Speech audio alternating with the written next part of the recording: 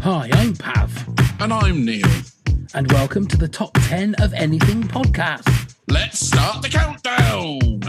10, 9, 8, 7, 6, 5, 4, 3, 2, 1.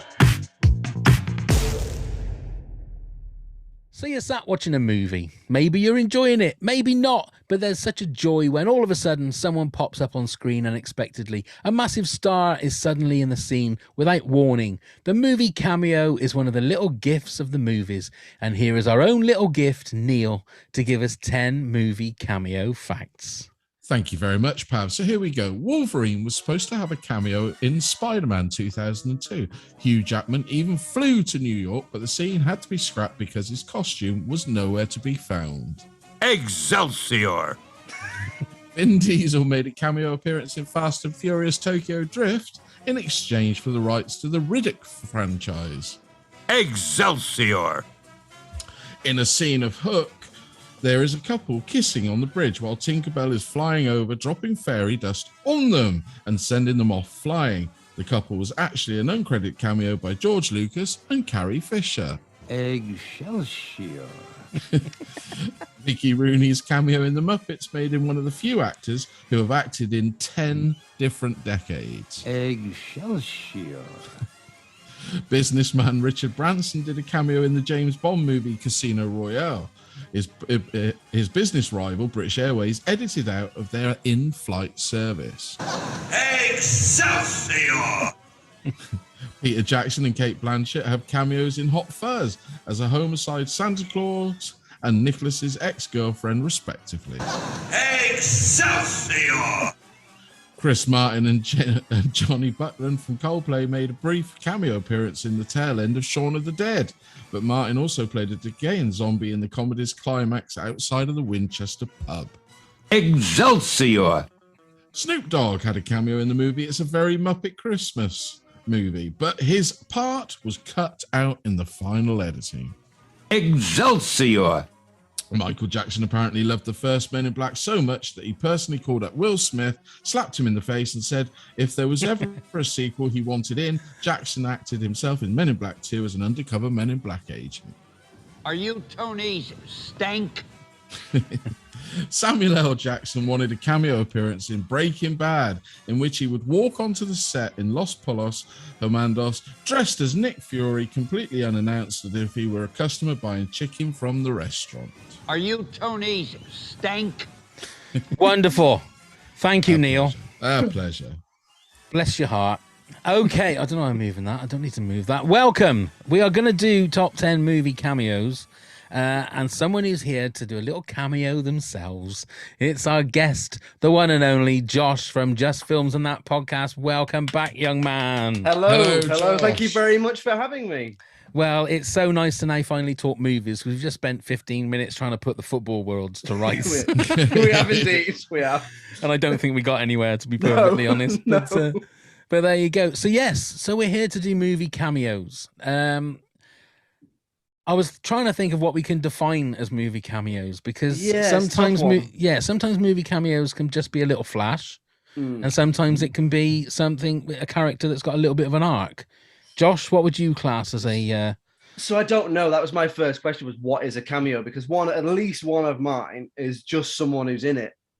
Yeah, and it's like, but I think it's a cameo. But also, I guess for me, what I was thinking was, regardless of length, does it come down to credited? Are they credited? That's exactly how I looked at it. Anything that was uncredited is a cameo, isn't it? Yeah, and I think all of mine, or most of mine, are not credited. They're a little surprise. And I suppose the other side of it is did they not advertise the fact that they were in it? So yeah, I would go more with that they're not advertised that they're in it. I think I've got a few that were credited. Yeah, but they were a surprise when you went and saw the film. Yeah, does that make sense? So are we spoiling a load of films? Could we potentially be spoiling 30 films? I was just about to say we probably might not only spoil films for our listeners, we may spoil films for each other. So just the warning, The warning is out there that we Yeah. are probably going to spoil some films. It's got to be what it's got to be. It's Isn't good. it? Yeah. I mean, If you're not up to date with your MCU films, go and watch the most recent MCU films, then come and listen to this. yeah. Or just send us a very heated email. We're quite happy to just kick off. Just kick off. Yeah, we can fend them off. We have a delete button on our email. Do you have email machines? I don't think you have email. Yeah, It's called a computer. Ah, that's it. I've wondered what this thing is in front of me. I wonder what it was called. I called it email screen thing. The email contraption. That's it. Emailinator. There you go. God, Josh, we could make $1 million. Well, if we're making an emailinator. We're in the wrong game here. Emails, that's where it's at. Yeah, emails and football punditry. That's the two things we should be doing at once. Yeah. Yeah. So to let everybody know, before we actually do jump into this, we are going to probably spoil movies, some that might be 30, 40 years old, some that might have been or might still be in the cinemas now as we record this. So there's your warning. Everybody happy with that? Yes. Yeah, I'm not hearing any of our listeners complaining. So we will head straight in. Josh, give us your number 10 movie cameo. So my number 10, and I'm throwing this one in here for Alice, who couldn't be with us due to a prior engagement. It is Keanu Reeves in the film Always Be My Maybe. So Alice loves Keanu Reeves. Have either of you seen this film? No. I don't think I have. No. It's a fairly bog standard, decent rom-com. It's on Netflix. It's a Netflix film, I think. And it's good. It's quite funny, but there is a bit in it where it's about two childhood friends and they've been friends their whole life. And it's always been like a will they, won't they sort of situation. Anyway, the lady is, I can't remember who plays, I can't remember their names, but she is talking about how she's been dating someone and he's changed their life. And they're out for a meal. And he's, I think, going to ask her out. And then he looks over, she goes, oh, here he is now. And in walks Keanu Reeves. I've seen that clip. And he plays himself, but he plays like a really, really wanky version of himself. And it's just really funny. I don't know why. I don't know why it's so funny. But also, it's quite surprising as well, because I don't think you associate Keanu Reeves with that sort of thing. He seems to stick to what he wants to do. And that's that. But no, he rocks up in this, and essentially, from what I've read, it's because he was just filming John Wick at the same time, and they went, "Oh, do you want to come and do this?" And he thought it was funny, and it is really funny. It's a really, really funny cameo. It completely elevates the film from one thing to the next. Like, it takes it up a notch, because until then you're like, "Yeah, it's fine," and then that goes in, you're like, Keanu Reeves. It stars Ali Wong and Randall Park. Randall Park. That's who I was thinking of. Yeah, and I think they wrote it together as well.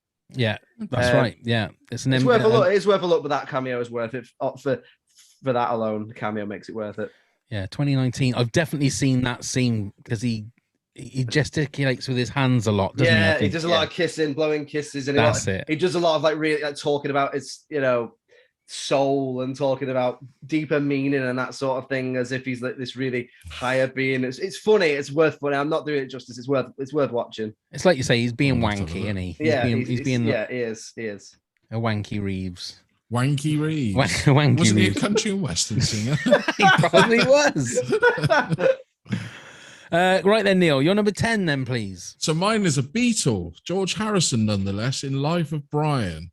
And I brought him up because now every time I watch Life of Brian, I can't help but notice it. But it took me a long time to realize that was who it was. I mean, you do hear him mumble a little bit, and obviously he was in the movie because he was the producer with Handmade Films. But it's a great little cameo, really. Yeah, he's my number 5. Is he? Yeah. Yeah. I very nearly put Spike Milligan in as well, but I thought, no, I'll give it to George, because like I said, it took me a while to realize it was George Harrison. But a Beatle, man, that's what pushed it up to number 5 for me. A Beatle, and he helped get the film made. He apparently put £4 million of his own money in. Yeah, apparently so. Yeah. I mean, Handmade Films, which was his company, wasn't it? Didn't last very long. I mean, they started draining and that. But what else did they do? What else? What other movies? A Private Function. That's the Maggie. Is that the Maggie Smith one? Yeah, Michael Palin. Michael Palin. Yeah. So pretty much Python stuff. Yeah, well, pretty much, isn't it? And yeah, was it Jabberwocky? Was that his? Oh yeah, that's Michael Palin as well. Yeah. Yeah. And Terry Gilliam. So the bit with him in, is that the crowd bit where they're all following him? It is when they're all in Yeah. the bottom of Judith. Is it Judith's flat or is it no Brian's Oh, flat? Isn't and it it's, after the yeah. love making And you get the whole full frontal scenes. That's it. Which always had a very funny line, you know, if it's not a personal question, are you a virgin? Which when I was when I used to work with this guy, he used to always quote films, and quite often Monty Python films, just send me a text.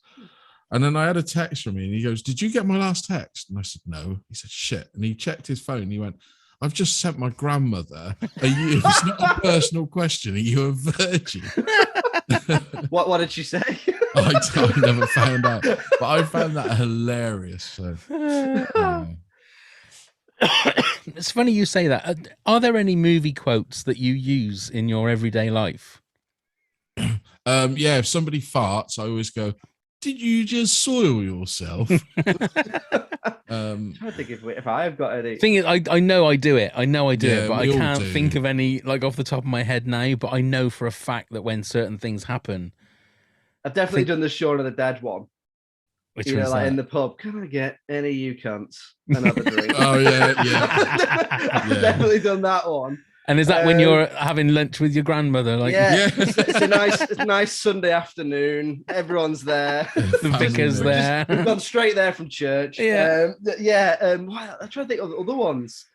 There's bound to be loads. Yeah, There's gonna be I loads. catch myself doing it like nearly every day, and I think to myself, "Oh, that's from a movie." But I honestly, my mind's got. I shouldn't have asked the question because I didn't have anything to back it up with for an example. So that was a bad bit of introducing. Anyway, my number 10 is from Star Wars Episode 7, The Force Awakens, and it's Daniel Craig, Yeah, First I've got Order him. Stormtrooper. Yeah. He's in my honourable mentions. Okay, He's my number 8. You're number 8. Yeah. I mean, it's been famous since the start of the sequel trilogy of how many famous people became stormtroopers. I think Ed Sheeran, Prince Harry and Prince William. Yeah, there's a lot of alleged ones as well, isn't there? Tom Hardy. Tom The Hardy. deleted scene from Rise of Skywalker, or was it? I'm trying to think now.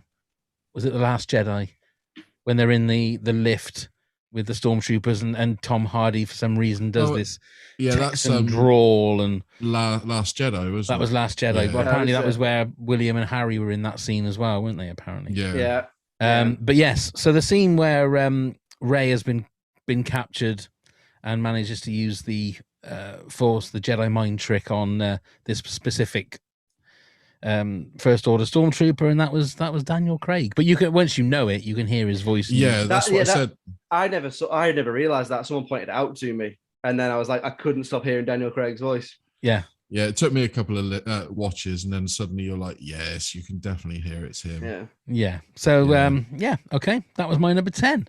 Josh, your number 9, please. So number 9, and you've already alluded to it a little bit in the intro there, Neil, is Michael Jackson and Men in Black 2.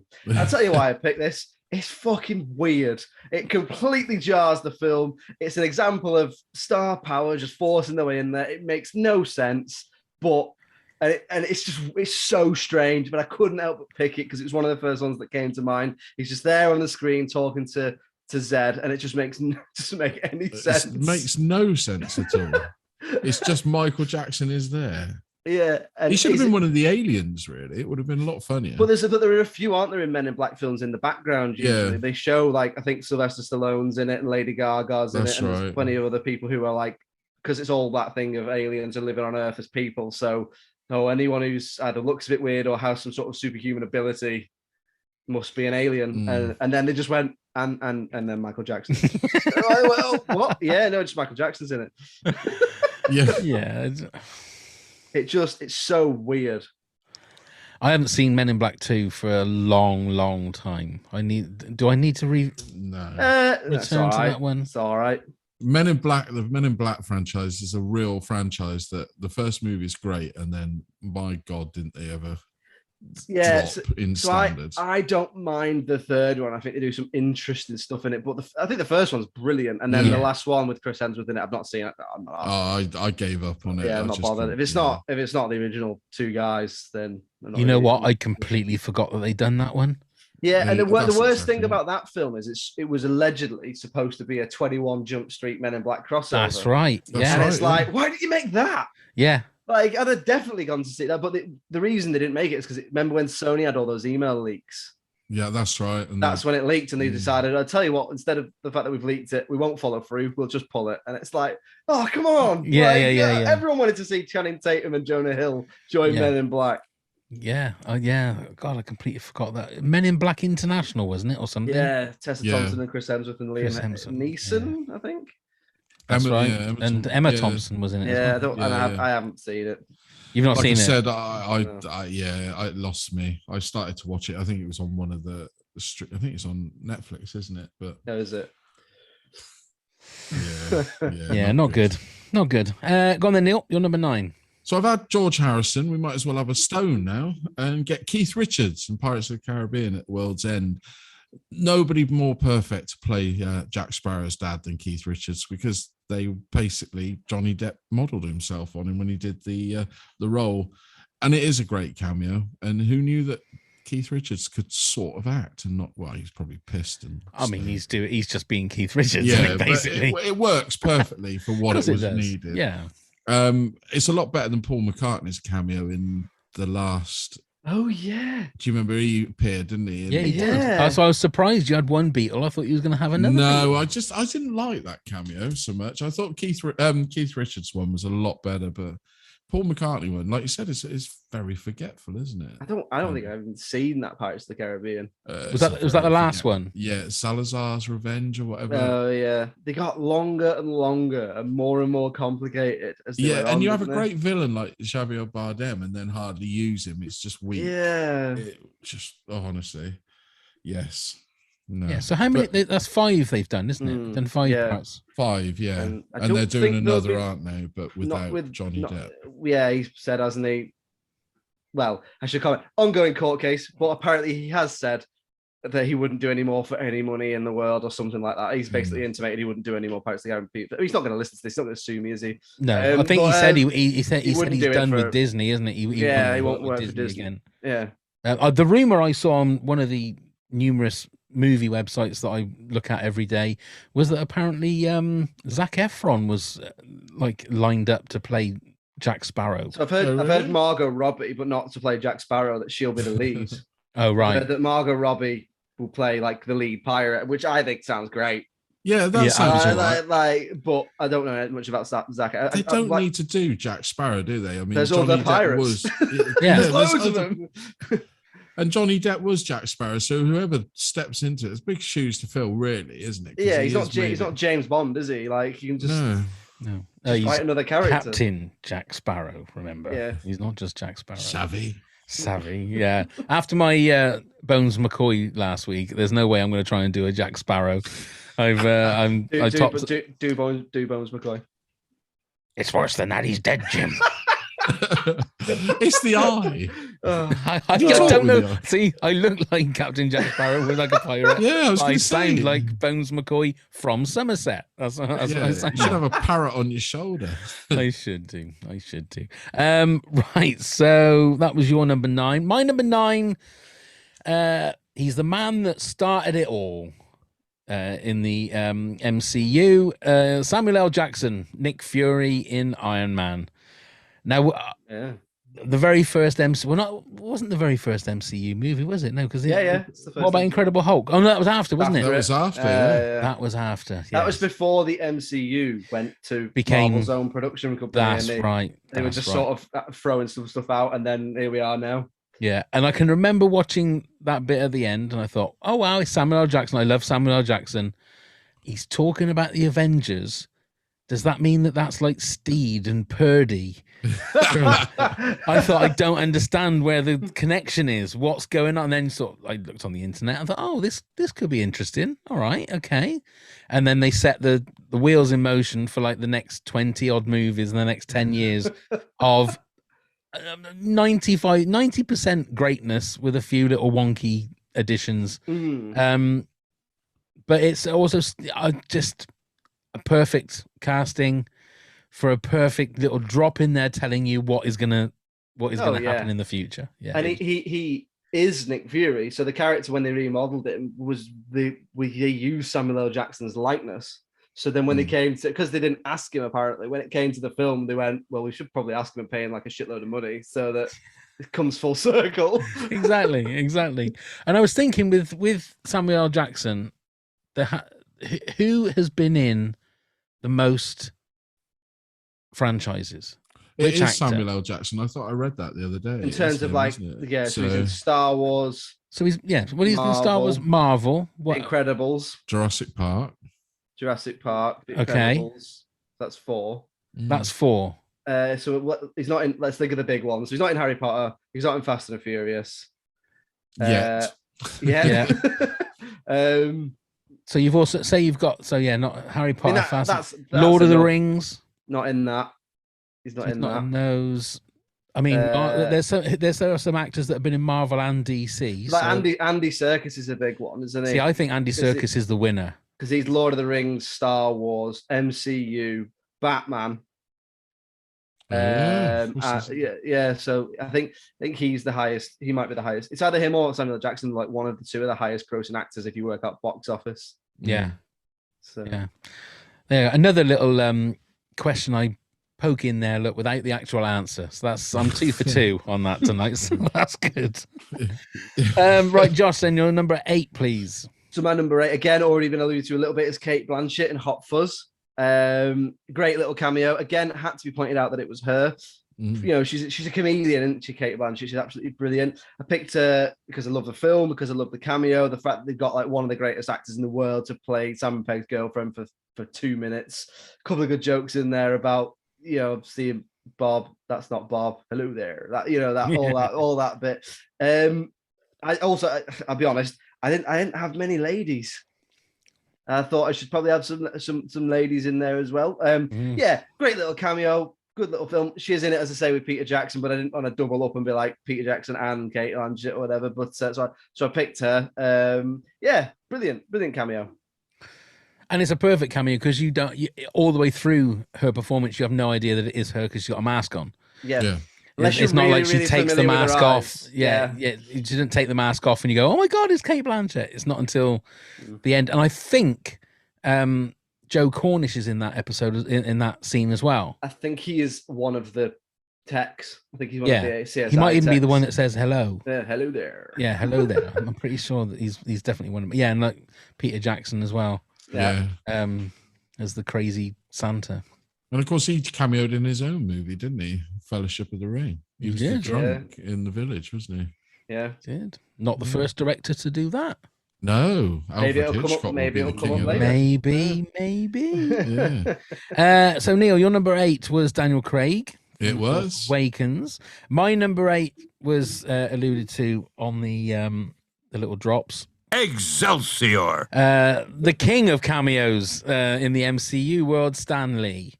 I'm going to put that in. It's my number 2, but I've put all of them because so did I.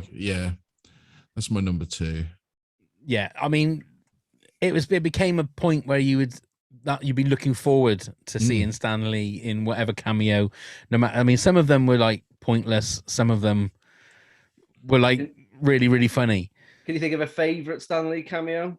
I can't remember which movie it was, but the one when he was the librarian and the stuff, all the shit was going on behind him. That's Spider-Man. That was Spider-Man. First Andrew Garfield Spider-Man. So that's not MCU then, is it? Yeah. Okay, that was still my favorite. No, it's still a cameo. Though. He's in all. I mean, yeah. I love the Guardians of the Galaxy 2 one because they confirm that he's a Watcher. That's right. Yes. Oh yeah, that's right. So that sort of encompasses all of them because he says, "And then I was this, and then I was this." Yeah. Or the Tony Stank one's pretty funny.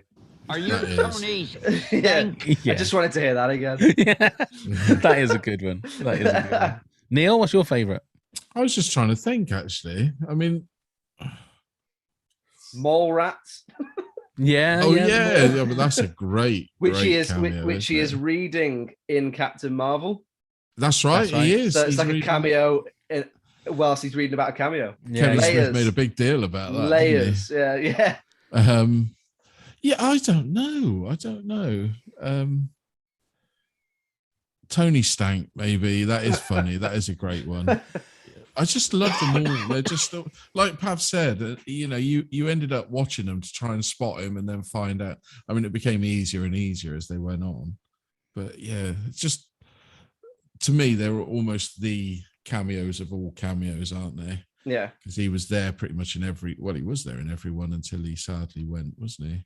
Yeah, and the original Iron Man, I think it was the Hugh Hefner one, wasn't it? That was quite funny. We go back to the Tobey Maguire Spider-Man's. I mean, he's there, isn't he? Pushes the person out, pulls the person out of the way with the falling debris and all of that. So, yeah. Oh, bless him. Did he cameo in any of the Blades? Because they were sort of the first of the Marvel-y sort of things. I can't recall, but I'd be very surprised if he rocks up in Blade. But he is in Deadpool, so that's an 18. Exactly. So was he in Deadpool? Was he? He's a DJ in a strip club. That's right. Yes, he is. He is. So he's definitely not in the first one of Blade. Definitely, unless he's really hidden. I can't remember the other two. What year was Blade? 98. 98. Yeah. Let me have a look. I'll have a look and see. Because I'd be intrigued to know. No, it doesn't look like it. Doesn't look like it, according to. So the Spider-Man, the Tobey Maguire, the Sam Raimi Spider-Mans were where he started his cameos. Then. Yeah, I think so. He was in Muppet unless he appeared in The Punisher, the Dolph Lundgren one. Again, I don't think so. No, not me. Or the weird 90s Captain America starring J.D. Salinger's son. Oh, yeah. Strangest, weirdest, thing. They got the author of Catching Their Eyes son to play Captain America because he's American. It's bizarre, weird. What a weird idea. And then there was the Roger Corman, which you can see clips of, but I don't think anybody's seen the Fantastic Four. The one. Do you know why they made that? So they wouldn't lose the rights. There you go. So they made a film as cheaply and as poorly as they could, so that they wouldn't lose the rights, and then they could then make another Fantastic Four film. There was a version of it on YouTube, I'm pretty sure. No, you can get hold of it somewhere. Yeah. There's a Doctor Strange from 1974 as well, which I've got a copy of somewhere. Oh, really? Yeah, it's really weird. So the first MCU cameo that he did was for X-Men. Of course, yeah, 2000. 2000, he was a hot dog vendor.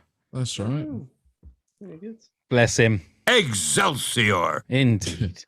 So that was my number 8. Is that right? Yes. So, Josh, your number 7, please. My number 7 is Ben Affleck and Matt Damon in Jay and Silent Bob Strike Back. Because I just think it's really funny that in it they are, if you've not seen the film, basically they're running for a film set and Matt Damon and Ben Affleck are making Good Will Hunting 2 hunting season. And it's like a Good Will Hunting action film. And it's because they're friends with Kevin Smith and they do a lot of breaking the fourth wall in the film, talking to the camera about how they owed him a favor. And I just think it's really good. A good cameo, I think one of the good things it should do is send yourself up. So the fact that there was all these rumors, wasn't there? They did Good Will Hunting. It completely shot them into stardom, and then all the things that followed after that, which we know about. But then there was all these rumors that Kevin Smith actually wrote Good Will Hunting, and people were like, "There's no way that they could possibly have written that." And then he came out and was like, "No." So then they sort of did a little wink and a nod to that by having them put a Good Will Hunting in a film written by Kevin Smith, and it'd be really, really shit. Yeah. So I mean, there's loads of great cameos in Kevin Smith films, but I particularly like those two because I think particularly Ben Affleck gets a lot of stick, but I think they all send themselves up. Do you know what I mean? I think there's plenty of celebrities who you think they'd never send themselves up, and then they do, and that's all the sweeter when they do it, isn't it? Yeah. There's some really good. I can't remember what the code number is, but they go, "It's a code 42." He goes, "Oh, what's that? That's a dead hooker in Affleck's cabin." No, because I haven't been with a hooker today. I also think it's really funny that Gus Van Sant takes the piss out of himself. Just counting money. So much of so much of a prima donna and I told you, Ben, I'm busy. And the guy from Good Will Hunting. That's right. That's I right. like yeah. them Who is apples. rude, who is rude to them? Gets shot with a shotgun. Then he's like, applesauce, bitch. That's it. It's because I mean I love Kill Bill Hinton. It's like one of my favorite films. I think it's a fantastic film, and the fact that they made a shit sequel, I just think's hilarious. Yeah, I think the Carrie Fisher and the Mark Hamill cameos in Jay and Silent Bob Strike Back are great as well. Yeah, Carrie Fisher as the nun, yeah. which thinks he got to go down on her and that to pay her back for the lift. Yeah. And then Mark Hamill's cock knocker, isn't he? Yeah. The Blunt Man and Chronic at the end. That's a great film. I still haven't seen the new one. Yeah, I wouldn't bother. Oh, really? I don't mind. It's not great, but because they're all in it again, aren't they? Yeah, they are. Yeah. The only trouble I had with it, he's not made a good movie I think since Red State, which I thought was really good. A great change of pace. I haven't actually seen that. I don't Have you not? It's no. It's a great not movie. It's not like it's a horror film, isn't it? It is. Yeah. It is. It's not like a Kevin Smith film at all. And then he started making movies from his podcast ideas, and they're not. Definitely he disappeared off his own arse a little bit. Tusk isn't too bad. Is that the walrus one? Yeah. Yeah, it isn't too. It's got moments. We were in a screening in LA, weren't we, Neil? There was like us, and there's like two other people in there. I think one other person. But it was that wasn't bad. That was okay. But I think Michael Parks made that movie. That's the thing, isn't it? It's Michael Parks that you're watching in a But the other ones, Yoga Hoses is shocking. Jesus Christ. That one with his daughter in it. It is shocking. It is got, embarrassing. We've got Clerks 3 coming out next year or later this year, haven't we? So that's right. Later this year, hopefully. Is it? Yeah. Let's see how that goes. Yeah, but yeah. Okay. Neil, your number 7, please. So it's David Bowie in Zoolander. I wasn't expecting it when I went to see the cinema, and I love the fact that he was up there. Now, Zoolander I used to find was hilarious. It doesn't leave me as thinking it as funny as it initially was. I mean, it might have been dampened because they made Zoolander 2 and really butchered the concept. But David Bowie on that, whatever it is, walk off, the cat walk off. Oh, yeah, the Marvel walk off. Yeah, down and Blue Steel. It's just fucking hilarious with Will Ferrell there as well. I think it's very, very funny. He's in my honorable mentions. What, David Bowie? Yeah. It was just class to see him. It really was. It was again someone you wouldn't really expect to be sending themselves up. Exactly. Definitely showing you've got a sense of humor about yourself. I think that's a really good mark of a cameo. That I think that the biggest crime of Zoolander 2 is that they didn't call it Two-Lander for me. It would have been good if they'd have done that. I'd have gone and seen it. No, it's not good. If they were going to have done a sequel, they should have done it earlier. Let's put it that way. Yeah. I don't think I've ever watched Zoolander. It's got some really funny moments. Yeah. I mean, you've got to. So it's one of those comedies that you'll either like it or you will not get it. Yeah, it's like there's some people who really, really look like I could never get my. This is obviously a TV series. I could never get my head around Mighty Boosh. Right. Okay. And some people think it's absolutely hilarious. Yeah. I mean, it's all subjective, isn't it? Like I absolutely love This Country, which obviously you guys have covered. I really love Staff Let's Flats, but I have met people who've gone, I just watched it and didn't get it. I was the same. I watched a couple of episodes of it, especially the episode with Charlie Cooper in it, and Charlie Cooper seemed to me like the funniest bit in that, and I didn't get it. But I thought myself, he's trying to talk like Ali G for some reason. I don't understand. It's difficult where the comedy get it. So the whole idea is that he moved here when he was like 15 and from Cyprus. So all his speech is not proper English because he's like learned to speak off the telly and stuff. Oh, right. But if you don't warm to that, so I really love Jamie Demetriou. I think he's brilliant. I've heard him interviewed on other podcasts. He's always really, really funny. And I love Staff Let's Flats, and obviously him and his sister play brother and sister in it. That's right. And I find it really funny. But I have met people who've gone, I couldn't get into it. Yeah, it's weird, isn't it? Comedy's subjective, isn't it? Some Monty like Python's really, the same, really isn't it? Some people love it, and some people just do not understand. My wife's every time I put it on, she doesn't understand why I'm laughing. Hysterics at Monty Python, but then my partner loves Napoleon Dynamite, and I just watch it. I'm like, don't get it. Just nothing for me. It's crazy, isn't it? I love Napoleon Dynamite. But Zoolander, Pav, is full of great cameos. It is, some great ones. Okay. I won't say them all, will, there's some very funny moments in it. I will give it a go. Okay, my number 7 is from a movie in the 70s called Silent Movie. I Don't know if you guys have heard of this one. Mel Brooks. Mel Oh, Brooks, yes. and it's Marcel Marceau. Now, Yeah, great cameo. anybody who's not seen it, so it's Mel Brooks, and he decides he wants to make a silent movie. So the movie is about him making the silent movie that you're watching, basically trying to get the people to come in. Burt Reynolds is one of the guests in it, isn't he? He is. And the only line of dialogue that's in it is from the world famous mime Marcel Marceau. Everything else is done in the famous old fashioned way of seeing like cards with what they say. I can remember watching this the week after watching the film The End. Now, have you guys ever seen the film The End? No, I must see The this. Burt Reynolds movie with Dom DeLuise. And I can remember it as clear as day. It was a Sunday evening. I was probably about 15, 16 years old. Sunday night, 9 o'clock on BBC Two. And I was sat watching The End with my parents. And there's a scene in there. I think the scene's on YouTube. Burt Reynolds finds out that he's got a toxic blood disease. So he's only got a certain amount of time left to live. So he's trying to find ways of killing himself. And he ends up in this mental institution. And it's one of the funniest openings of a scene because he's taken all these pills. And then he wakes up and he sort of, as he gets up, he goes straight to the camera and goes, "Goddamn son of a bitch." And it just makes you laugh like that. And then Dom DeLuise is sat next to him and saying, "That's very interesting." You know, because like 70% of people that try and commit suicide normally have an exclamation. And he says, "Well," and you find out that Dom DeLuise is actually a mental patient in place. And the scene between Dom DeLuise and Burt Reynolds, in all my life, I've never laughed so much. I thought it is a comedy then. It is. I thought my throat was going to split for this particular scene. I was laughing so much. And then the following week, they played. I'd never seen Silent Movie before, but I was a massive Mel Brooks fan. And Dom DeLuise is in one scene. No, he's in. I think he's one of the gang with Mel Brooks, trying to make the movie. And he starts dancing on this table. And slowly the table starts going down.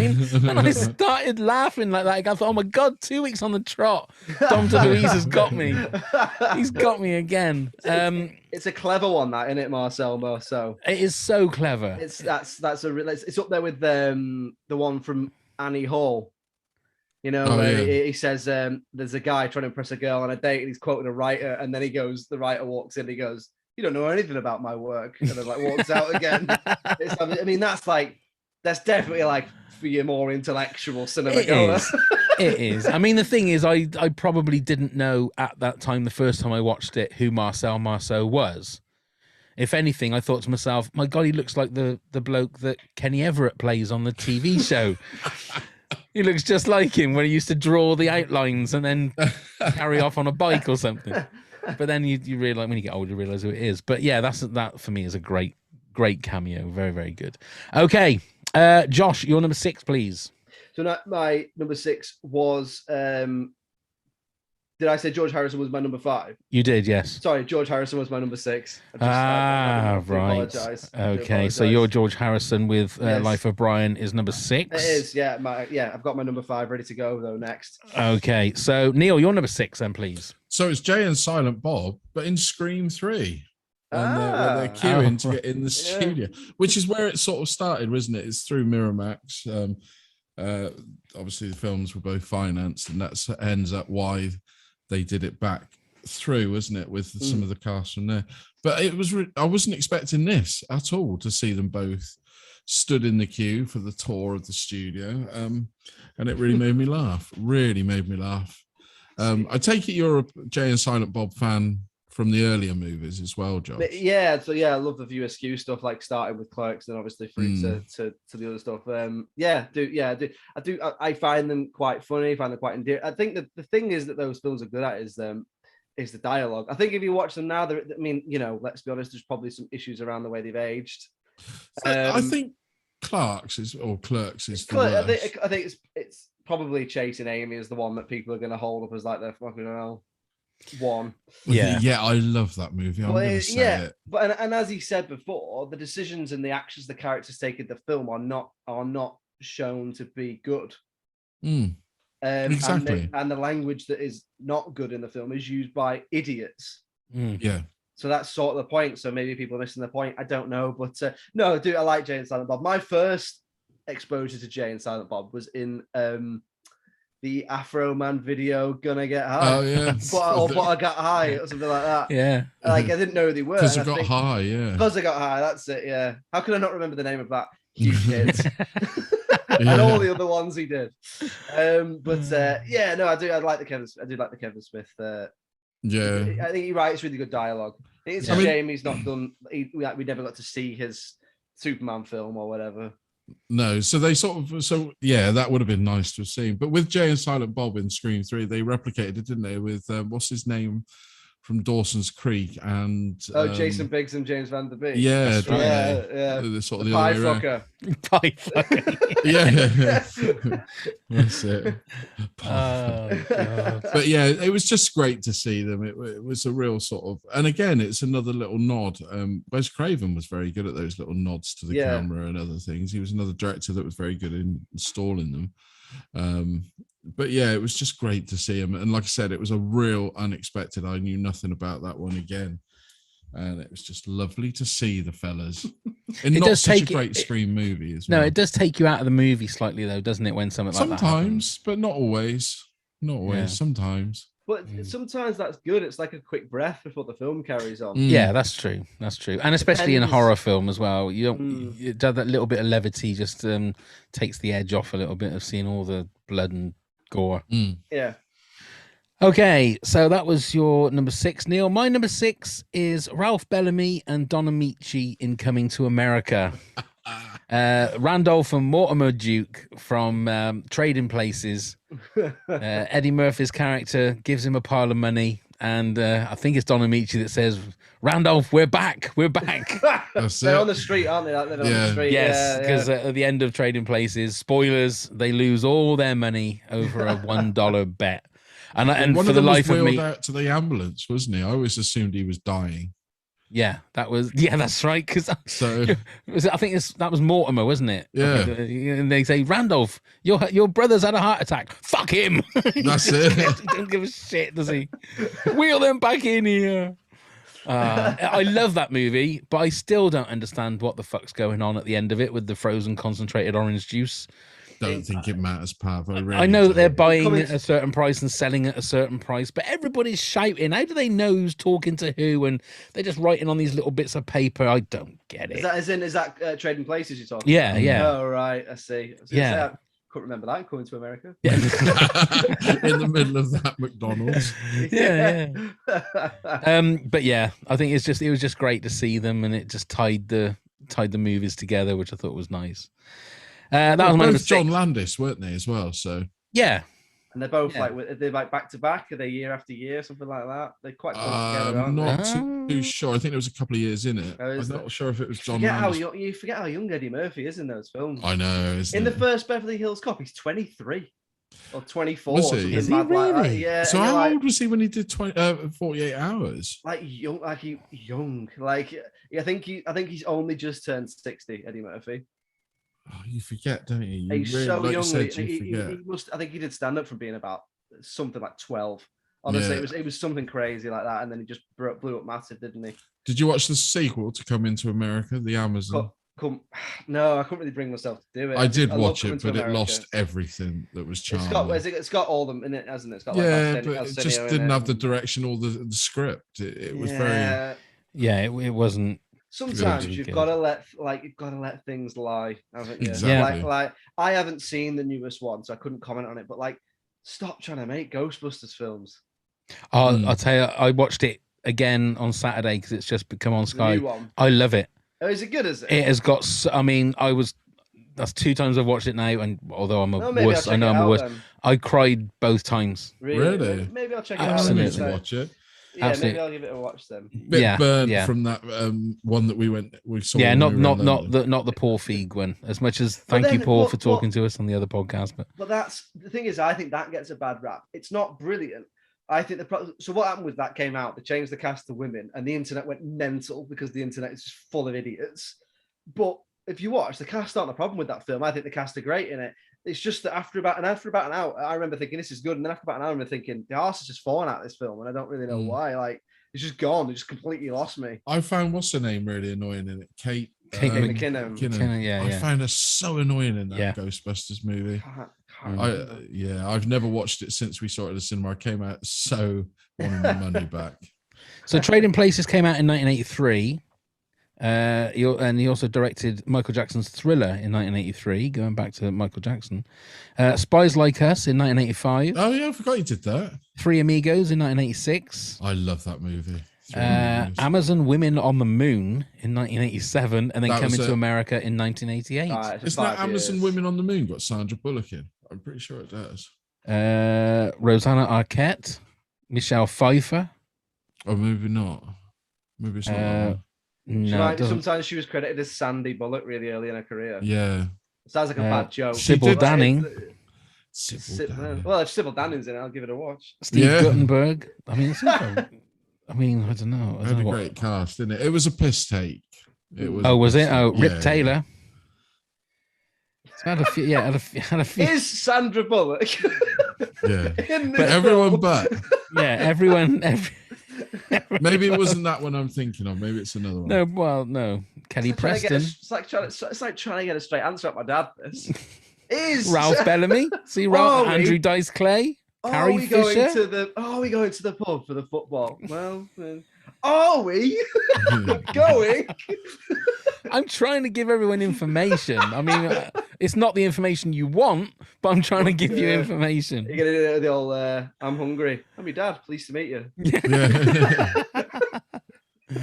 Right then, Josh, your number 5 then, please. Number 5. It's a big one. This I thought. Did you not have your number 6? Sorry, I got it wrong. I said George Harrison, but as 6. But so my number 5 is Michael Schumacher in Cars.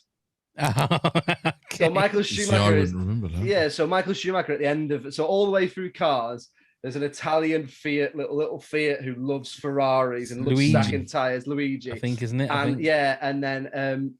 And then all he wants to do is meet a Ferrari. And then at the end, over the end credits, a Ferrari comes and gets his tires changed by this little Italian car. And it's Michael Schumacher, because obviously he drove for Ferrari in F1. And I just think that's another good thing I think that shows a good cameo is they're not even like a film star. Yeah. Like they just they got Michael. Bear in mind, like Michael Schumacher, it cannot be understated what a huge deal he is and was in the sporting world. Like I don't even really follow F1, but you said to most people who Michael Schumacher was, they would know who Michael Schumacher was. So the fact that they got him in to do like, at least he comes and says, "Hi, can I have some new tires?" or something like that, and they got him to do it. He must have just got him to do it on a phone and then send it in. But I think it's brilliant. Like it's a film about cars. Who'd you get? Michael Schumacher. Of course you do. Clarkson in it as well. Clarkson's in the English version, and Jeremy Piven is in the American version. But yeah, for me, Michael Schumacher, man, getting him to just do one line where he plays a Ferrari, so meta, isn't it? A Ferrari driver playing a Ferrari in a nightmarish world where cars are alive. And there's no people. And it's Tony Shalhoub who does Luigi's voice. Tony Shalhoub. Yeah. He was near Men in Black. He was in Men in Black. It all goes round. And Monk as well. Did an amazing film with Stanley Tucci called Big Night. Oh yeah, I've seen that years ago. Yeah. Is that the restaurant one? Yeah, and it's just like watch it for the food. Yeah. It's just amazing. Like I can't even remember what the plot is. There's just the food in it looks incredible. Is there a scene where there's the 4 of them and they're like making an omelette or something? They make an omelette and it's just silent. And and it's the best looking omelette. Every time I watch that, I'm like, oh, yeah. That's the same as Chef. Have you ever watched the Jon Favreau movie Chef? Yeah. I just need some brisket after that. I just need some. There's the bit in the morning where he just makes his son like a sandwich. And you're like, I'm starving. That's the beauty of movies. Is you look at it and you think that looks so good, just so good. Food and films, love it. Yeah. Oh. Go on then, Neil. You're number 5. So if I do this, would you know who it is? Yeah. Go on then. Chuck Norris, Dodgeball. I was going to say Don McLean on the cover of American Pie. Well, is that a film? No. Yes, it is actually. It's just not nothing to do with the album. Yeah, but yes, Chuck Norris, I think this film is so funny. It really makes me laugh. Yeah, I like that. It hasn't dated at all. Rip Torn is hilarious in it. Fucking Chuck Norris. You're about as much use as a cock-flavored lollipop. Actually, speaking of film quotes in daily life, we call our gym Average Joe's. Oh, do you? There you go. Because it's just a council-run gym. Yeah. So it's like, where are you going to? I'm just going to Average Joe's. Because it's like, it looks like Average Joe's. It's so funny, isn't it? All the way through. Film. And Chuck Norris turning up as a judge at the end. Just inspiring. For no reason. Yeah, and hilarious. Yeah, I was going to say, what links would he have to dodgeball? But it's Chuck Norris, isn't it? Exactly. But then you've got the I think it's the after credit scene, haven't you, with oh god, who's fat Ben Stiller, isn't it? Fuck you, Chuck Norris. That's it. That was the height of the Chuck Norris is God phase. That's right. And then it did the whole thing, which it always does, which is like David Hasselhoff or Nicolas Cage. So they become aware of the joke and they start cashing in on it, and everyone goes, "Oh, it's not funny anymore." Yeah. He turned up in one of the Expendables as well. Number didn't he, 2, movies? Number 2. Yeah. Just turned up, killed a few people, and then just fucked off. It was like that was all he had at the end when they were all in jeopardy and killed everybody again and fucked off again. Yeah. Good money if you can get it. Oh, exactly. And we all love Chuck. Well, you wouldn't tell Chuck Norris no, would you? I would. I'd say you? Oi, Chuck Norris. No, I'd say. If I was in my car. Yes. My baby. Going down the motorway. Oi, Chuck Norris, you're a wagger. Yeah. But he'd probably run after you and catch you. True. Not now. How old is he? Oh, he's got to be in his 80s now. Yeah. Do you probably reckon? Just pull the motorway up and pull you back like a rope. Yeah. Come back here. Right. Go on then. Have a guess. How old do you think Chuck Norris is? 82. Yeah, I'm going to say like, 83, 84. He was born in 1940. Oh. He's 82. So he's now, 10th of March, 1940. He's 82. Well done, Neil. Yeah, best of friends we are. Taught him everything he knew. Ian Chuck. I bet he'd only just be able to get his thumb up now at 82. There you go. Or he's stuck in that position now because of crippling arthritis or something. Oh, Rick Morris. Is he going to come on and do top 10 controversial things I've said that then covered by my reputation for being hard? Probably, yes. Oh, dear. Right. My number 5 was definitely a shock because I never knew that he was in the movie until he flashes up for a split second. Brad Pitt as the Vanisher in Deadpool 2. He's in my honorable mentions. Yeah. It was one of those. I mean, I love Deadpool 2. It didn't seem to get as much love as the first Deadpool movie.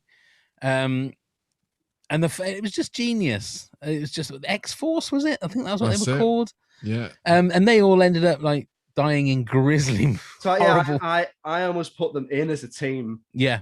For like that whole idea of he puts a force together and then they all immediately get killed. Like it's such a funny scene, and I agree. Deadpool 2, it's not as good as Deadpool 1. No, but it is good. It's a good film. Like I can watch it, and it gets a bad rap. But I tell you what, the opening sort of 15 minutes of Deadpool 2, I bawl my eyes out. Yeah, like so sad. And it is that song, Ashes by Celine Dion is fantastic. Yeah, it was fun. It's gonna crop up on a future top 10 that we've got planned, without a shadow of a doubt. Top 10 Celine Dion songs. No, I'll be back. Are you booked in for that one? Think twice. Great song. Great song. The one that for all the time she stood by me. That one. That was Cher, wasn't it? That was because you love me. Because you love me. Okay. Are we Titanic, really going to go through Titanic 10? One? We're really going to go through 10. I have run out now. What about the one that she did with the Bee Gees? That Immortality. That's a great song. Immortality. The cover of Meatloaf. It's all coming back to me now, which isn't there you the go. Meatloaf version.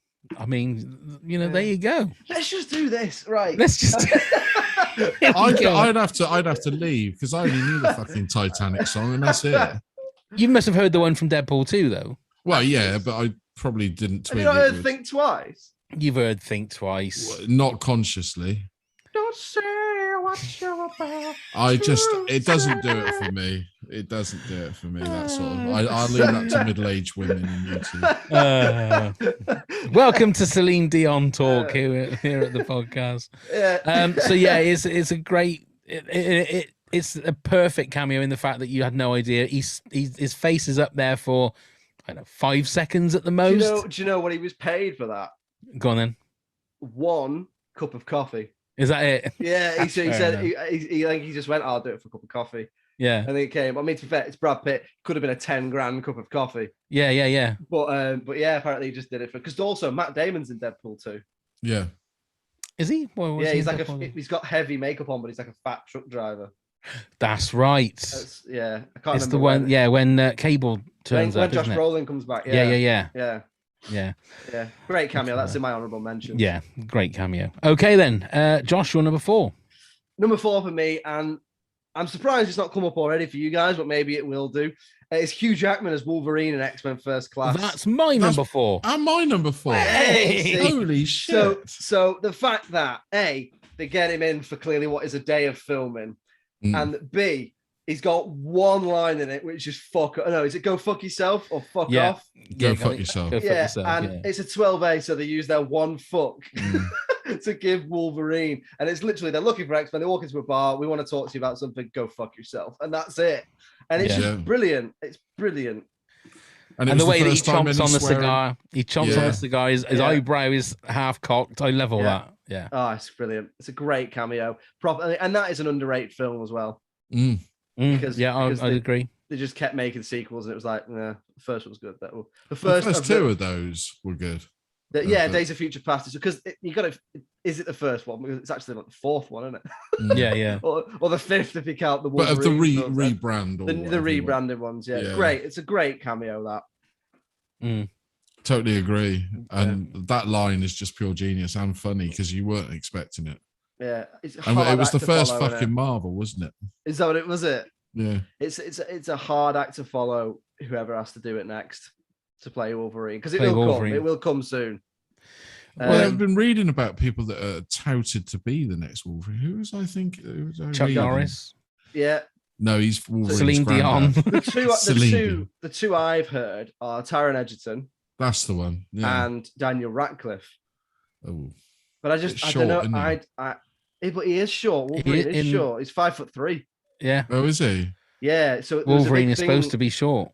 When Hugh Jackman was Doug Ray Scott was cast, then couldn't do it because of Mission Impossible 2, which was probably the biggest mistake of his career.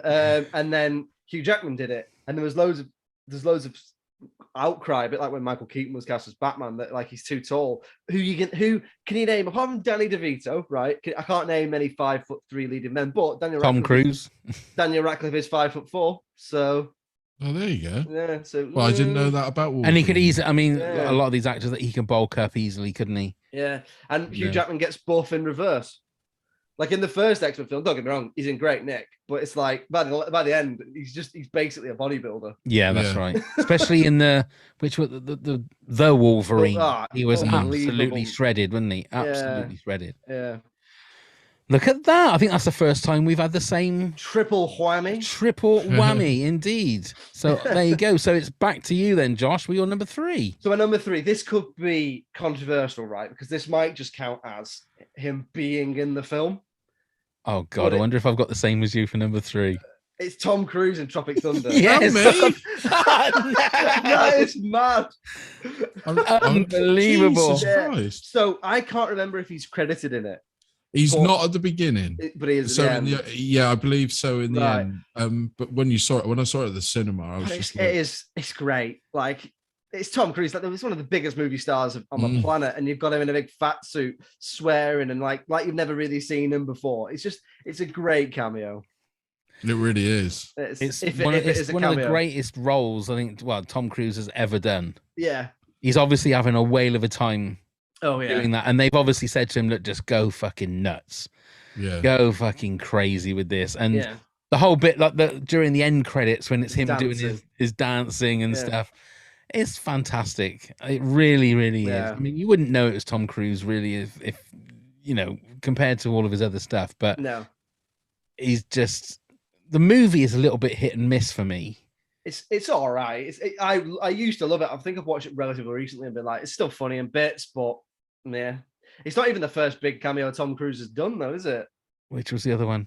He is in Austin Powers 3. That's of course he is right. at the beginning. With, There's loads with- of cameos in Yeah, that opening Gwyneth bit. Paltrow, Danny DeVito, Steven Spielberg. Kevin Spacey, Britney Spears, That's right. and then John Travolta was in it as well later on. Yeah. Oh Classic. my God, I forgot about that. Yeah. I still think the Spielberg bit's the funniest in that, where he just suddenly jumps off his chair and does all those cartwheels and spins down the street. It's a Steven Spielberg. Yeah. I can't believe we've had 2. Yeah, I'm the Two same complete number. whammies. wipeouts. That's crazy. Has anybody seen, talking of, not that we're talking about Mike Myers, but has anybody seen the Pentaveret yet? Only No. the trailer. I've heard some really bad things about it, how Yeah. bad it is. It's like Love Guru bad, but Oh, is it? I thought Apparently one so. trailer looked quite funny, and then the second trailer I saw, I thought, ooh. I think maybe he needs to give comedy a break for a bit. Well, hasn't Like he given everything? I mean, a he's bit had, of a yeah, break, he's let's had be a break honest? for 'Cause quite a while. yeah, that's true. He was in Bohemian Rhapsody. Yeah, and he was in Glorious Bastards. Yeah. Before yeah, and he that. did that one with Margot Robbie that was an Amazon movie. He was in some Train Porter. Oh I right. don't even think what Heard it was of that. called. Have a look at the Margot. Maybe- I can't think what it's called. I It love was it if there's a shit film anyway, I called turned it off. just Some Train Porter. Yeah, What's it called? Some Train Porter. Some Oh, train yeah. porter.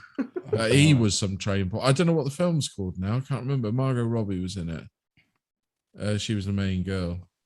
Is it one of those ones like just before she got famous? Like the way Oh. Bradley Cooper's in a Vinnie Jones film and then he got really famous in the same year and it sort of looks really weird that he did a Vinnie Jones film. Yeah, It's called Terminal that's it.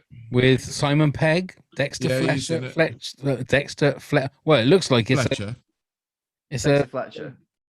it's a Lock, Stock and Two Smoking Barrels kind of Nick Moran. Honestly, it just Dexter it's very Fletcher. confusing. They're trying to be too clever for their own good, but I switched it off. So if it's a Lock, Stock and Two Smoking Barrels thing, then they'll definitely be in there, won't it? Because that's like a hallmark. What Oh, year shit, does it it's- say it is, Pav? That It's terminal? 2018. There you go. It's just that she was already famous. Yeah. I've never heard of that. Thomas- It was Myers- made for Amazon, I believe. Ah, right. That'd be why Matthew then. Lewis from Harry Potter is also in it. Yeah. Who else? Jay Lewis. Simpson, Benjamin Griffin, Robert Goodman, Oh, not Robert Goodman. Not the Robert Les Goodman. Loveday, Katrina Cass. There you go. Not Katrina Cass. The one and only Katrina Cass. Katrina Cass, her from The Wolf of Wall Street and The Guard and Danny. Oh, go fucking hell. IMDb is just like you go down a rabbit hole. It is. It's terrible. But look at that. So number 4 and number 3 That's We've remarkable. wipe the board with those. Isn't that amazing? I've we got a won't do feeling that. this is going to happen again. I don't, it may Well, it do can't for our at number number 1. two. It It won't can't for our at number number 2 Okay. because Neil's already said Stan Lee for number 2. Right. Okay. So Josh, your number 2 then, please. So my number 2. So when I did this, my 1 and 2 were the first things I did. Yeah. I'll tell you my logic now. So my number 2 is Alfred Hitchcock. Okay. Because But I just all of them. Yeah, so Alfred Hitchcock in Alfred Hitchcock films. Yeah. Because that idea, he was like one of the first, if not the first, to do it. And just imagine having like the Stones to be like, I'm going to be in this. What as? I'm just going to walk past. Yeah. Yeah. Like, it must have sounded mad. I mean, that's not the most controversial thing he did on a film set, but you know, that's for No, I'm that's sure. for that's for another podcast. But yeah, like the idea to put yourself in your own film, because he almost became a brand because he had his own TV show, didn't he, for a Yeah. bit, and he would introduce his own films. That's right. So like, quite famously, he insisted that everyone went into Psycho in one entrance and left in another entrance, and then at the start he would come on and be like, "Don't spoil it for people," basically. Yeah. Mm. And that's so I quite like that, like creating your own brand. It's clever, isn't it? And it's something that some people still do now, but I think it could definitely be something that is done in terms of like the big Marvel films. You know, when we went to see Endgame, there was signs everywhere saying "Don't spoil the Endgame." Yeah. But then, for example, when we went to see both Spider-Man and Doctor Strange, and I won't spoil them, but there are things in that you wouldn't want to hear people talking about as they left the cinema, No. and they didn't put any signs up. I mean, I went out again, no spoilers, but when I want to watch have you both seen No Time to Die? Yes. I have now, yeah. Yeah. So without spoilers for No Time to Die, skip forward 10 seconds if you don't want to hear this. But basically, as I went into it, a couple left the cinema and a woman turned to her partner and went, I thought it was a really dignified way for him to go. And I was like, fucking hell. Like, that can only mean one thing. Like, yeah. So, but I think that's it's a lost art a little bit. Is like almost like that shameless self-promotion. Yeah.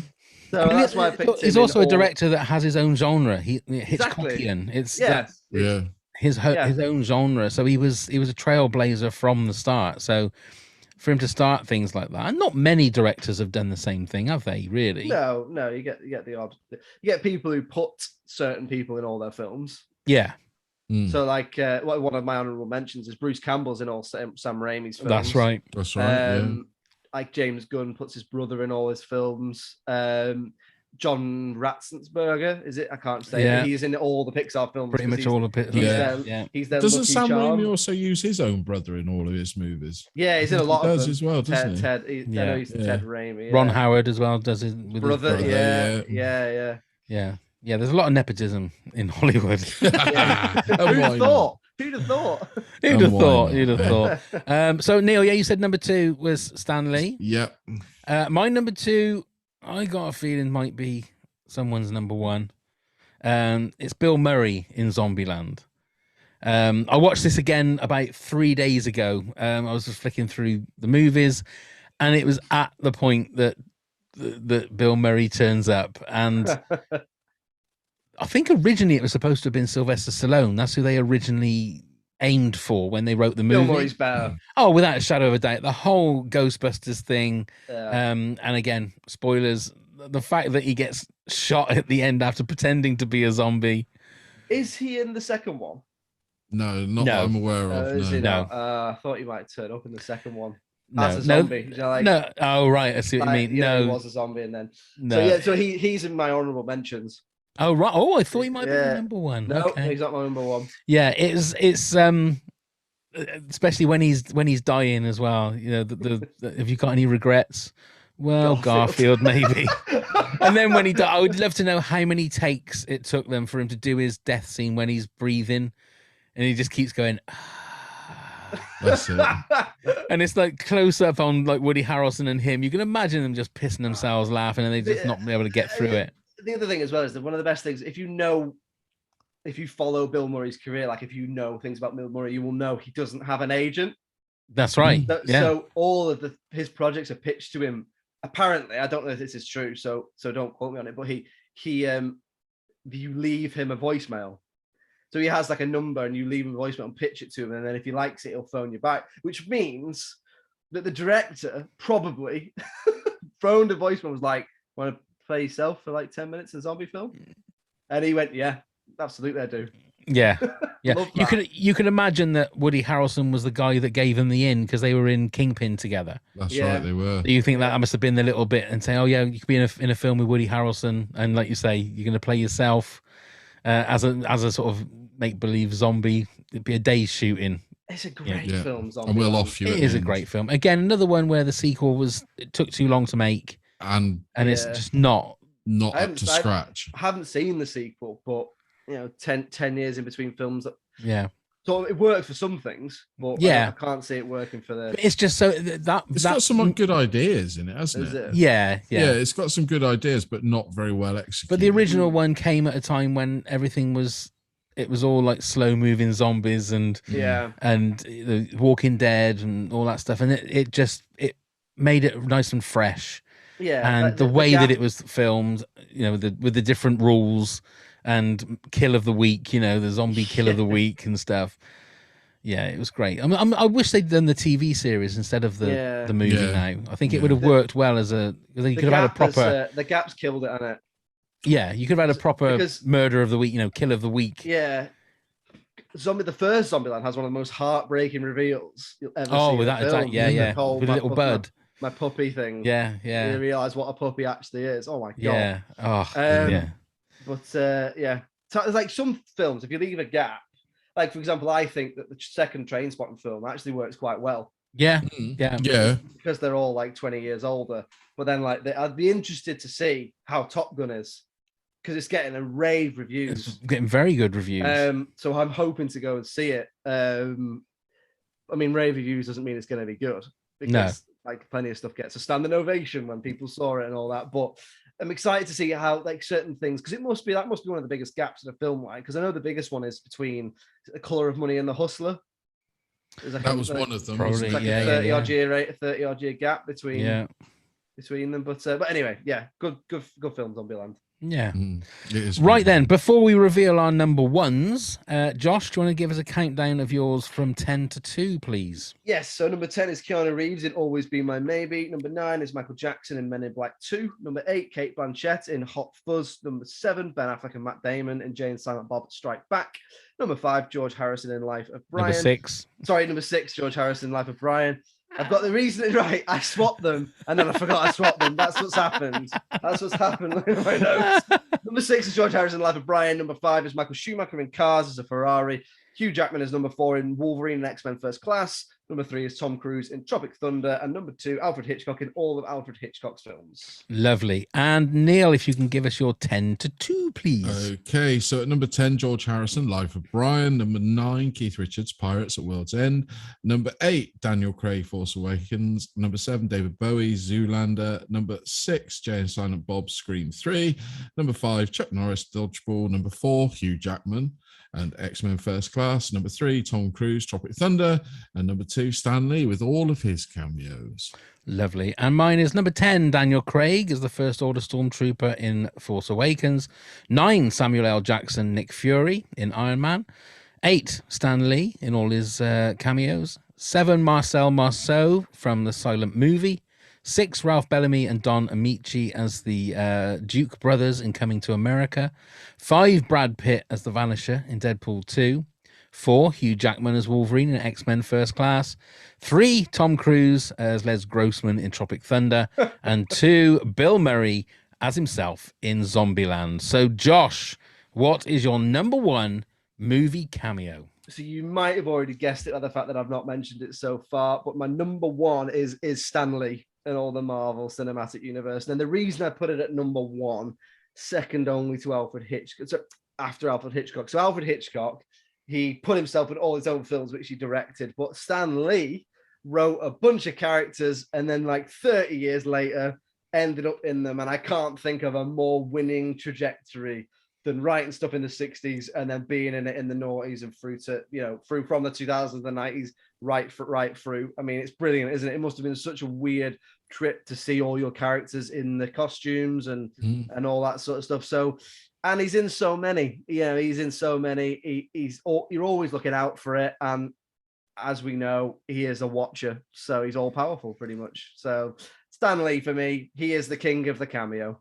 Yeah, that is a great one. It must have been so rewarding with all the shit that Marvel went through in certain years, and whether they were going to go bankrupt and stuff, to finally see his characters, and even the characters that weren't specifically massive that people knew. I mean, even Iron Man. When Iron Man came out, people did. It was a secondary, maybe third character. So the characters they started the MCU off with are their B roster. Yeah. So like that's what they were left with that no one wanted to buy. So people bought the Fantastic Four. People bought Spider-Man. People bought Spider-Man. People even bought like Blade and some of the other ones, Punisher. But no one wanted Captain America because he was just seen as like a bit of propaganda. It's like Captain America's not a Stan Lee property, is he? No, but he's in the films. Yeah. But yeah, yeah.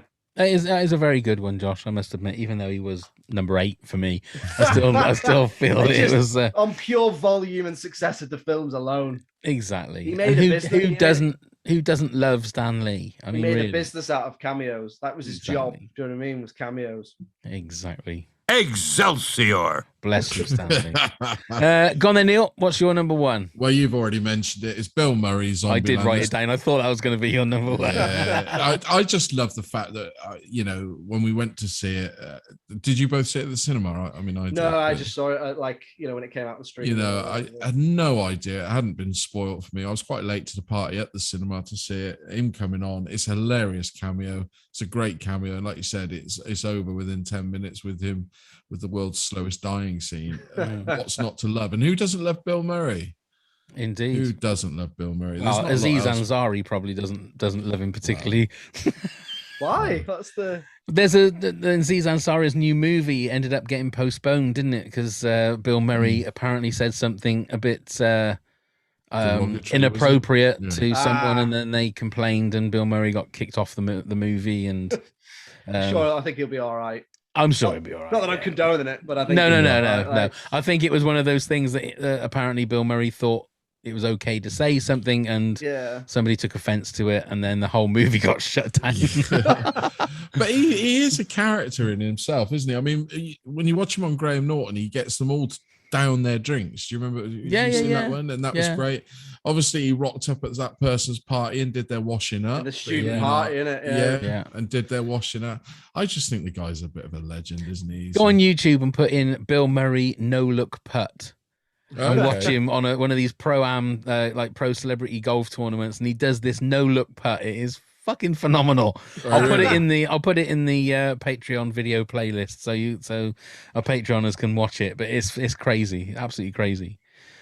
Okay, so my number one, and there's not many movies that I've watched where when there's been a cameo in the cinema, it made people go like that, and this one is Sean Connery as King Richard in Robin Hood, Prince of Thieves. Now, this is a movie I've said before on this podcast that is close to mine and my wife's heart. We waited for everybody to leave the cinema and we danced in the aisles to Bryan Adams at one particular time. Don't look like that, Neil. I'm joking. My girlfriend, presumably like millions of other babies in 1991, was born to that song. I can imagine. Obviously, didn't take 3.5 minutes, but it's like at some point. It took 16 weeks, probably. Yeah. She definitely heard it more than once. Yeah. But that was the moment when King Richard comes back after Robin Hood's the hero, and all of a sudden, because I think if I can remember, I haven't seen the movie for a while. There's like a procession of horses, and you just see like his leg or whatever, and then he gets off the horse. As he gets off the horse, he drops into shot. And fucking hell, it's Sean Connery. And obviously the link was there between them and during the Untouchables was when Kevin Costner and Sean Connery. But obviously, that Robin and I watched that about a month ago. It was on one of the other movie channels. What a great movie that is, Robin and Marion. Robin and Marion. Yeah. That's a great movie with some real stars in it. I'll go through the stars with you on. Have you got a while? He's in my honourable mentions. That it's a great cameo and a film which probably the most flawless British accent as well. Oh, without a doubt. Accent.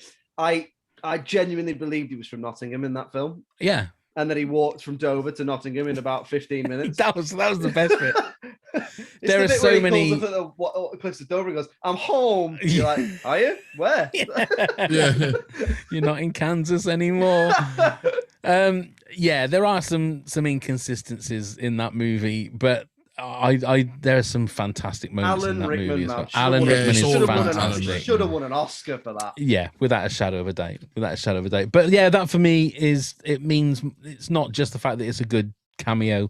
It sort of means a lot to us. And I can remember that first time watching it going, "Oh my God, it's Sean Connery." And everybody in the crowd went, because they didn't know that Sean Connery was going to pop up in the movie. And he said, "We named the dog Indiana." Is that right? Junior. Is that your Bones McCoy impersonation? Yeah, you just did. That was very good. However you do it. Yeah, I have been in the cinema for recently, and there's been some gasps, but I feel like we've got this far without spoiling them, so I won't. Oh well, look, we've already said that we're going to spoil movies. Please don't. No, because I haven't watched that yet. Have you watched the Spider-Man movie though, Neil? Haven't you? Yeah. No Way Home? I mean, I must admit, I was surprised that No Way Home didn't make it on somebody's list for the top 10. I know it's like 6 months later, but if you've not seen Spider-Man, then skip forward a minute. But when Andrew Garfield shows up in that film, it was like when your football team scores a goal. Yeah, it was It went fantastic. fucking mental. It was I've fantastic. never been in a cinema like it before. And and then obviously then Tobey Maguire and then the bit where he catches MJ and all that. Oh, yeah. I'd never even thought I gave a shit about Andrew Garfield as Spider-Man. Exactly. And then He's I the see him- weakest of the Spider-Mans in their own movies, but in this one, he was the man of the match of that movie. He's the best actor of the three of them. Yeah, without a I doubt. think he's one of the best actors in the world. Yeah. Andrew Garfield, I think he's phenomenal. But his films, they're just not that good. No. But did you not find that the cameos in that one were a bit sort of cameos that you sort of knew were coming? But I think the whole point was it was built up to be like, are they gonna be in it? And then they were, and it was like a relief. Yeah. It was like, oh, they are in it. Oh my god, Tobey Maguire, Andrew Garfield, sort of thing. And then there is one in Doctor Strange, but I won't say anymore. Yeah, No. please don't. I haven't seen that yet. So go on, You will not see it coming. Right. That's what I'll say. Go and see it as soon as you can, because Marvel has just started booking releasing stuff now. Right. Genuinely, when after about a month, they just went, yeah, they're in Spider-Man. They just put them back in the trailer. They put them back in the TV spots and all that. So I'd say you've probably got about 2 weeks until this particular thing is just publicly discussed. I'm just going to have to turn off all social media then. I did, yeah. I went now, black Neil, out. is that people are sticking stuff up, like spoilers up on YouTube, and they're not even having the decency of putting spoilers as the title. They're putting what the spoiler is as the title of the fucking YouTube video. So even if you're trying to stay away from it, it's there in black and white before you've even watched the video. and I get it if it's like for Spider-Man, for example, we've just spoiled it, right? But that came out in December. Exactly. Doctor Strange hasn't been out for a month yet. Give him a month, for fuck's sake. Yeah, at least. Yeah, I Like, completely agree. not So what everyone's else? going to What else cinema. did you have on your honorable So I've got a mentions? couple then, of, Josh? so I've got Sean Connery, I've got that one, I've got Bill Murray, I've got Brad Pitt in Deadpool 2, Bruce Campbell in the Star Wars trilogy, especially considering that in the fourth one that they never made, it was going to be revealed that they were all the same bloke and that it was Mysterio. In the Star Wars trilogy. No, did I say Star Wars? Yeah, you did. Yeah. Spider-Man, sorry. Right. Bruce Campbell in the Star Wars. Yeah. In the Spider-Man films. Sorry. It's been a long day. So then I've got Bruce Springsteen in High Fidelity. Yeah. Matt Damon and Sam Neill in Thor Ragnarok. Yeah. That's that one. Carrie Fisher in Austin Powers. She runs a grief group. No, family counseling group. That's right, with Dr. Evil, yeah. Daniel Craig in Star Wars, and then another one, which again you may or may not know, which is Senator Patrick Leahy in the Batman films. So there is a politician who, at one point, I think under Obama's government, he was like third or fourth in power, and he is in a lot of the Batman films because he is a big fan of Batman. Most famously, he is the guy who tells the Joker that we're not intimidated by thugs. Oh, right, okay. In The Dark Knight, but he is like a top US politician. Oh, right. I don't know what his reputation is like, so if he's controversial, I'm sorry. I just think it's pretty cool that they got a high-level politician to get threatened by the Joker. Fair play. And then Bob Kane's wife is also in a lot of the old is in the Batman Forever and Batman and Robin. She plays Gossip Gertie as well. There you go. Yeah, so a couple of Batman ones for you there. What about you guys? There you go. Go on then, Neil. Did you have any or not? Not that I've written down. No, I mean, the ones I was thinking of was like Cock Knocker and the Jay and Silent Bob ones. Yeah, I just like. I Cock Knocker, I suppose I did have. Let's take the one that I did drop out of my list was Alfred Hitchcock. But yeah. And Steven Spielberg in Gremlins. Yeah. Oh yeah. It was one of those ones where it's blinking, you miss it because he's on some contraption, walking sort of through the shot or driving through the shot on this. 2, we should say. Was that Gremlins 2? I thought it was. Was he in the first one? Was it? It's the first one, yeah. When Matey Boy's dad is at that Makers convention, isn't he? Oh, that's right. Yeah, get it up on IMDb. Come on, let's do it. Let's have a look. Yeah, so starring in that one, and also the Blues Brothers, Spielberg. Yeah, there you go. A lot of good ones in the Blues Brothers. He's done a few. Jason Statham is in Collateral. Yeah, as the transporter. That's right. That's right. That's a good one. Little crossover. There's loads, isn't there? There is. We do have a few from various listeners. So we got Andy McEwen 1 said Invasion of the Body Snatchers, 70s cameo by the actor from the 50s one. What's his name? McCarthy, wasn't it? That is it. Yes, Kevin McCarthy. Yeah. Gremlins 2. That's like Cameo City. And Hot Shots Part 2. I Loved You in Wall Street. That was a good one. That was a good one. At Where Is Nowhere, so that's Andy. Hello, Andy. Nick Fury, Sam Jackson at the end of Iron Man, totally unexpected.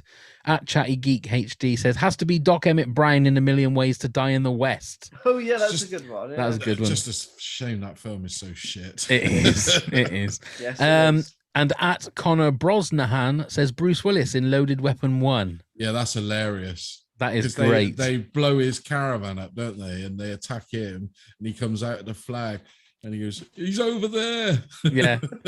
Is that 1014 Ocean Drive? No, this is 814 Ocean Drive. It's 2 blocks that way. And he's got his John McClane vest on and stuff.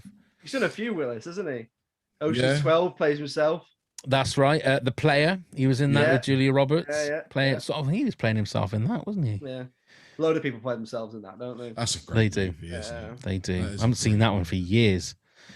There you go then. I mean, we've had a couple of firsts there with absolute, like, number 4 and number 3, all of us completely the same. We've still not had a number 1 yet, all of us the same, but that's the closest we've had so far. Well, when I come back for Celine Dion songs. Yes. Oh, Neil, you two will have to do that one on your own. Start listening, Neil. Come on, look, you've got me to listen to AC/DC and Pink Floyd.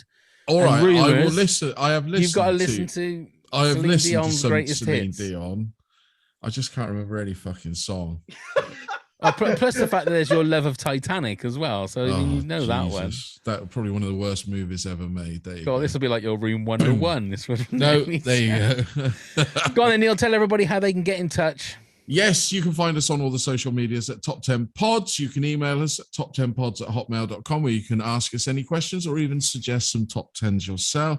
Come and help support the podcast at patreon.com/top 10 pods, where you can get rewards, episodes super early, and even be a guest yourself on the pod. Check out all of our links via the LINKTREE. You can find the link in the show notes. And please do come and subscribe and leave a rating and a review on wherever you get your podcast from. Wonderful. And also remember, on the Patreon, we've got the new video playlist that goes along with the episodes. So we'll have some wonderful bits and pieces with all these different cameos. Yeah. So Josh, thank you so much. How's things at Just Films and That Pod? How's it going? Good. Cracking on. Yeah, still talking about all your favorite underrated and underseen films. Trying to think what we've got coming up. Let's have a look here. We've just done Imperium, which is a Daniel Radcliffe film. 5'4". Yeah, 5'4" Daniel Radcliffe, little teeny tiny Daniel Radcliffe. He doesn't care. He's got loads of money. Exactly. He was a skinhead in that one, wasn't he? He is. He's infiltrating the skinhead gang. Right. It's quite good. And then we did Equilibrium last week. We've just done our 100th episode a few weeks ago, where we did like awards for all of our films. Some controversial choices in that. Coming up, we've got Bruce Almighty next week. We've got Police Academy in a couple of weeks with a comedian called Mark Nelson. That was a lot of fun. We've got a couple of others. We actually got, speaking of Sean Connery and Robin Hood, I picked, which we recorded last night, the Disney Sexy Fox Robin Hood. Oh, my favorite Disney movie. You're number 1 in our Disney animated movies, Neil. Because it is really underrated on Rotten Tomatoes. Right. Really? I think it's just fabulous. It's got 55% on Rotten Tomatoes. And that's weird, because on that podcast, I did say how that fox is sexy. Everyone thinks the foxes are sexy. Yeah. And if you don't, you're lying. Yeah, the lady fox, you mean? Both of them, mate. Oh, right. Okay. Both. Yeah. Broaden your mind. Yeah, listen, should broaden my mind. If you want sexy foxes, I mean, that's the place. It's that all and the bingo. fantastic. That and the bingo ad. They're the two. Or Fantastic Mr. Fox. You know, there's loads of choices if that's your particular fetish. I'm not saying it's mine. That's a bit private. Not the fox from the Mighty Boosh, though. No, don't like trash that. Fox. The trash fox. But yeah, loads of good stuff coming up. And if you do want to get in touch with us, we're on all the social medias, much like yourselves. You can probably just click on your followers and search for us. But if you want to find us straight off the bat, it's Just Films and That Pod. Lovely. Well, we'll put the link in the show notes. Thank you very much. Please give it a go. When I was listening to your 100th episode, I was stuck in a motorway jam for 6 hours. Oh. So so that did ease like an hour of it. Oh, good. I'm glad we could be of some sort. Any controversial choices? No. It was nice to get a little mention. I think, which was very kind of you. You're very welcome. Thank you very much. It's nice. Well, again, won't you? Absolutely. Well, we'd be there like a shot. Absolutely. Well, pick a film ma- between you and we'll sort it. Yeah, maybe we'll do Silent Movie or The End or something. That'd be a good one to do, Neil. Yeah, I'd love to watch them again. It's been a long time. Well, I haven't seen The End, I don't think. Have you never seen it? Oh, it's on. No, not that I'm It's sure. on iTunes. There's a That's why. dad joke in there somewhere. I've not I mean, it's seen not. it. It's not a particularly good movie, to be fair. It's Right. just it's got some hilarious moments. That's pretty much all Dom DeLuise. But Whereas Silent Movie was, as I recall, was very funny. oh yeah, all the way through. It's very much like History of the World. It's like It's like sketches all sort of joined in together. But when we do our Mel Brooks top 10, we'll I'm sure we'll delve that'd into be a good those. one, wouldn't it? That'll be a good one indeed.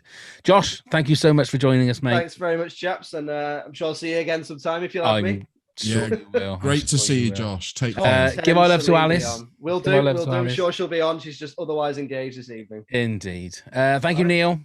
Thank you very much, Pav. Thank you, Josh. Thank Thanks, you. lads. Thank See you, you everybody, later. for listening and watching. And let's go start the countdown. 10, 9,